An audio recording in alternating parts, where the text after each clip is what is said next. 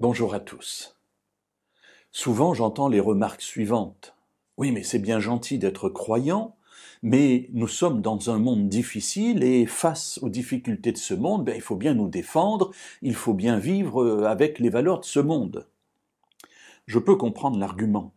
Effectivement, nous nous trouvons environnés de personnes qui ne sont pas forcément des croyants, qui ne partagent pas notre foi, qui n'ont pas les mêmes objectifs de vie, qui n'ont pas même le même style de vie, et on peut parfois se trouver en conflit avec ces personnes. Alors Jésus, au moment juste avant d'être arrêté, dans les derniers instants de sa vie finalement, va prier Dieu.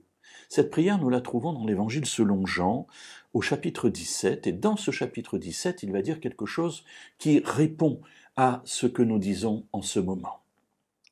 Au verset 11, il prie son Père, et il dit « Je ne suis plus dans le monde, eux sont dans le monde, et moi je vais à toi. Père Saint, garde-les en ton nom. » Jésus se considère comme étant déjà parti de ce monde. Il est encore là, il n'a pas encore été arrêté, on est juste à la fin de ce moment, de cette dernière fête de Pâques qu'il vient de célébrer avec ses disciples.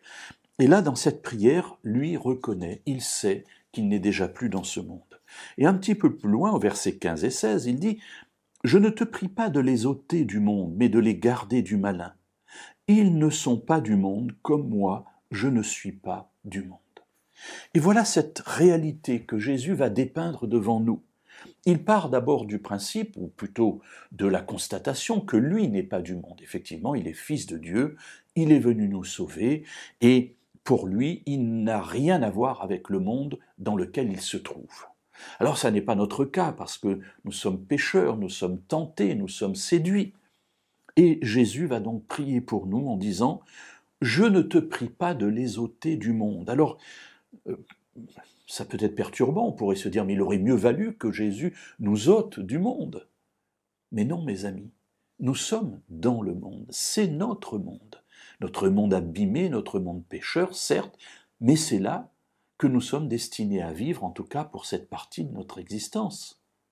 Et dans ce monde se trouvent des personnes à qui Dieu veut que nous annoncions la bonne nouvelle de ce salut que nous avons connu. Alors s'il nous ôtait du monde, nous n'aurions plus personne à qui parler, à qui annoncer l'Évangile. Et c'est pour cela que ce que Dieu désire, c'est que nous restions dans le monde. Pour autant, nous sommes dans le monde, mais Jésus nous dit « Je ne te prie pas de les ôter du monde, mais de les garder du malin. » Voilà la prière de Jésus.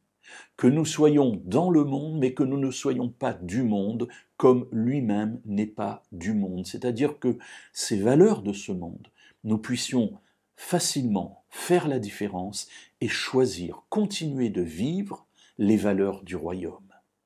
Alors, mes amis, tant que le monde existera, il y aura des croyants qui vivront dans toutes ces générations pour pouvoir partager avec ceux qui les entourent cette belle nouvelle de la mort, de la résurrection, de l'intercession de Jésus pour chacun de nous jusqu'à son retour.